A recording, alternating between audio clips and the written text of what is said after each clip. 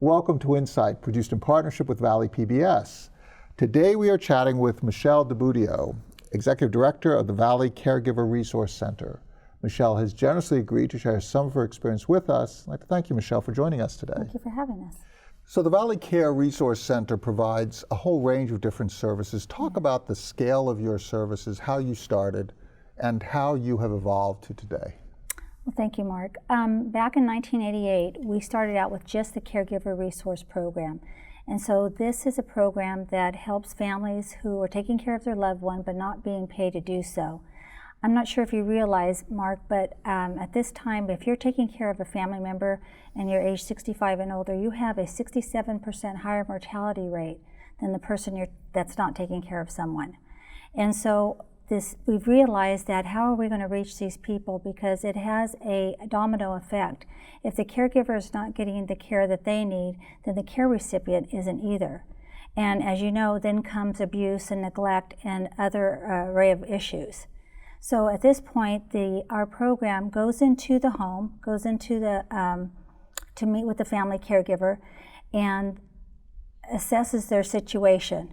So these are trained counselors that go in and they talk with the family consultant. They ask them to go through very difficult questions about what their state of mind is, what's their depression level. They don't ask it like that, but they go through an array of questions that's very comfortable for them. Some of the physical challenges, some of the financial challenges. The 67% statistic actually hides even the magnitude of the problem, because the 67% statistic is about the mortality rate. Correct. But you also have the level of stress in that family, in the community. You have the fact that that level of stress leads to a greater health impact. It reduces their work productivity. And it has so much resonance within the community when you have so many people in distress, which can be addressed. And you're coming in to basically first evaluate. Now, once you do your evaluation, what comes next? Well, our main objective is to help the family caregiver begin their journey.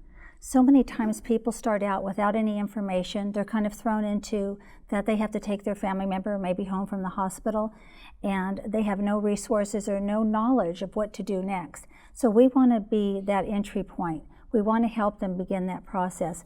That may be trying to find in-home care. It may be even placement. It may be how do they take a break, doctor's appointments. We want to be that resource for them to get through their day-to-day situations. I wanted to also mention the different resources we do give them are we can provide respite through in-home care agencies, because depending on funding, we can give them a break. Most of our family caregivers are doing it 24/7, and there's usually one specific family member that's designated to be the caregiver. Right. And so we try to teach them to go outside the box and think of other people that they can maybe ask for help, and that's very difficult in their situation. We also give legal counsel. We also have short-term counseling with a professional.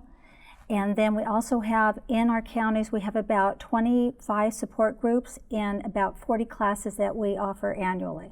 And this is so important because so often people who have reached that age find themselves alone without an advocate. And you serve as a trusted intermediary between somebody who is elderly and might be very frustrated with his or her situation, and an organization that may be trying as their level best to help, but get into their own heads as well. You try to actually find a way to bring people together to a greater sense of peace with a situation which is very difficult to be at peace with. Exactly. And when you think about how many people are out there that are seniors, right now, let's just look at how many caregivers are just in Fresno County. We're anticipated to have about 147,000 family caregivers. And these are unpaid family caregivers. So when I look at that picture, this is what motivates me, because what are those families doing? What are they doing with their family members? How many of them have dementia? And most people aren't educated on how to take care of somebody with dementia. And this is where comes our other program, our Oasis and Pals program, because we find that there's a need to get those people, these families, to release in essence, their family member to a day program that can benefit not only their family member but for them, because it gives the caregiver a break. Right. So these two programs are for people with dementia. Our PALS program is for people who are higher functioning. Most likely they've just been recently diagnosed. We've had a couple of caregivers whose family member has tried to drive to our organization, and we've had to say, that's not allowed. That's how high functioning they are. So this is a group where they can identify with other people. They can talk about the good times. It's kind of like a coffee group, but yet we have activities from the minute they enter the program to when they go home at night. And what happens is that all of a sudden these people are renewing their dignity and their self-esteem, because people with dementia are treated totally different than other ailments. And it's due to lack of understanding. And then our other program, which is like a sister program to it, our OASIS program, we have participants at all different stages of dementia or Alzheimer's. So they could be at the beginning or they could be towards the end. It's a social model. We provide engaging and stimulating activities that meet the participants where they're at, whatever need they may have. We currently have a gentleman in there that worked for the Fresno Philharmonic, and so he goes in there and plays piano all the time and sings for our participants. And so it's an extension of who he was. And more than likely, what we see is caregivers, because they don't know what to do, leave their family members at home in front of a TV, something to distract them from asking them questions, or it's tiring being with someone with dementia sometimes. Right. Because it's an endless cycle. But yet, there are ways and there are treatments and there's techniques to work with people with dementia, so that's beneficial not only for the caregiver, but also for the care recipient. They can thrive in their disease. And each of us, just because we are suffering decline, which can take very many forms, it can take the form of dementia, it doesn't take away that we have value to add to our families, but we have more need. And we are not accustomed to adults going through a cycle of more need. What we're trying to do here is to adjust society so that we can in a more peaceful way, provide for actually ourselves, because you could have dementia eventually, I could, it could affect us all.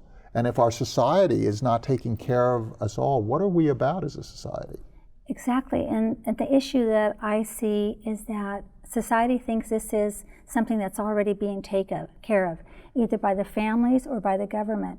And it's not happening It's somebody that way. else's responsibility, but it's actually an invisible issue. Exactly. Because people don't stand up, they might be embarrassed, they might feel a reluctance to draw attention to themselves, but it is there. It's in every family's household in one way or the other. And it's not a situation where people maybe didn't plan for the future or they didn't have the right health care. Situations have come up. As you know, health care has increased. The expense has gone off the chart, or people are living longer. So it's not that this generation hasn't planned for their own self-care, but situations culturally have impacted it. What kind of a budget do you have? We have a budget that relies right now, to be honest, on federal and state grants.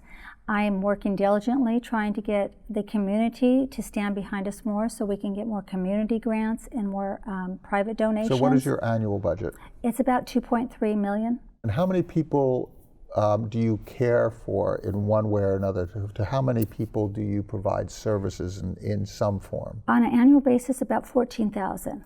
So 14,000, you have a little bit over a $2 million budget. Mm-hmm. If you were to go away, if you were to disappear, if all these services were to disappear, what would happen? There would be, I think, a influx of people being put under Medi-Cal beds in facilities. In addition, those people would not get any of the support they need, so I think you would have an increase in financial abuse, sexual abuse, physical abuse.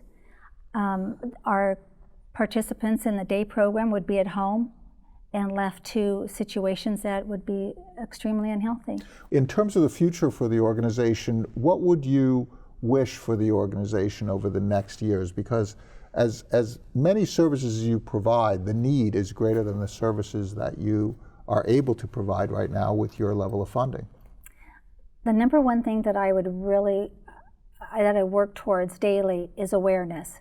That so many people, because we have a small budget, we can't do the marketing that people actually talk about this issue. Yes, exactly.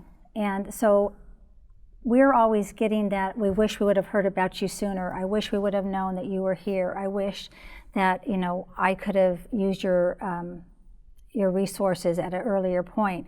So that's the point that I would like to make, you know, is that how do we bring awareness more for people to spread the word? So that's the number one. And two, again, more community contributions so that we could provide more help for our families. Well, together with ValleyPBS, we are going to give our very best effort to help draw attention to this really important organization, the Valley Caregiver Resource Center. Michelle DiBuduo, thank you so much for sharing the information about this really essential service provided to this region of America, of California, and thank you so much for your insights. Thank you.